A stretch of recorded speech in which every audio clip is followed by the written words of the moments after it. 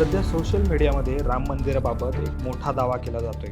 तो म्हणजे बाबरी मस्जिद पाडून जे राम मंदिर उभे करण्यात आले आहे ते राम मंदिर पाडलेल्या बाबरी मस्जिदीपासून 3 किलोमीटर दूर आहे आणि याचे काही मेसेज आणि फोटो सोशल मीडियावर तुफान व्हायरल होत आहेत। पण या दाव्यात नक्की किती सत्य आहे जाणून घेऊ।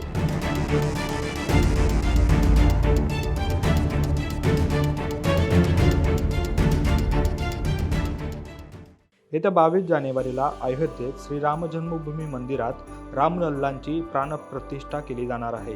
देशाचे पंतप्रधान नरेंद्र मोदी यांच्या हस्ते ही प्राणप्रतिष्ठा होणार असून अयोध्येत राम मंदिर उद्घाटन सोहळ्याची तयारी सुरू आहे।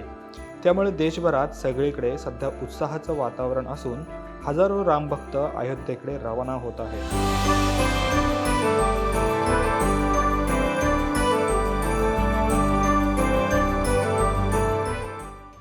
परंतु गेल्या 2 दिवसापासून गुगलवर राम मंदिराचा एक फोटो व्हायरल झाला आहे। यात राम मंदिर आणि बाबरी मस्जिदीच्या 2 वेगवेगळ्या जागा दाखवण्यात आल्या आहेत व बाबरी मस्जिदीच्या या जागेपासून राम मंदिर 3 किलोमीटर दुरीवर करण्यात आल्याचं म्हटलं आहे। याचाच आधार घेत खासदार संजय राऊत यांनीही असं म्हटलं आहे की राम मंदिर आणि बाबरी मस्जिदीच्या 2 वेगवेगळ्या जागा आहेत, त्यामुळे राम मंदिर 3 किलोमीटर दूर बनवायचं होतं तर मस्जिद का पाडण्यात आली, हिंदू मुस्लिमांमध्ये वाद का निर्माण केला, असा सवालही संजय राऊत यांनी केला आहे। परंतु या फोटो मागचं सत्य नेमकं काय आहे तर सोशल मीडियावर एका युजरकर्त्याने गुगल मॅपचा स्क्रीनशॉट शेअर करत राम मंदिर आणि बाबरी मस्जिद या 2 वेगवेगळ्या जागा आहेत असं दाखवलं होतं आणि राम मंदिराची उभारणी ही बाबरी मस्जिदीपासून 3 किलोमीटर दूरवर करण्यात आल्याचा दावा करण्यात आला आहे।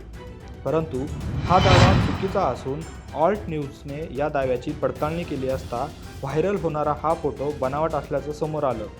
वास्तविक ज्या ठिकाणी बाबरी मस्जिद पाडली गेली आहे त्याच ठिकाणी किंवा त्याच जागेवर राम मंदिराची उभारणी करण्यात आली आहे। त्यामुळे बाबरी मस्जिदीपासून राम मंदिर 3 किलोमीटर दूर असल्याचा दावा हा पूर्णपणे खोटा आहे।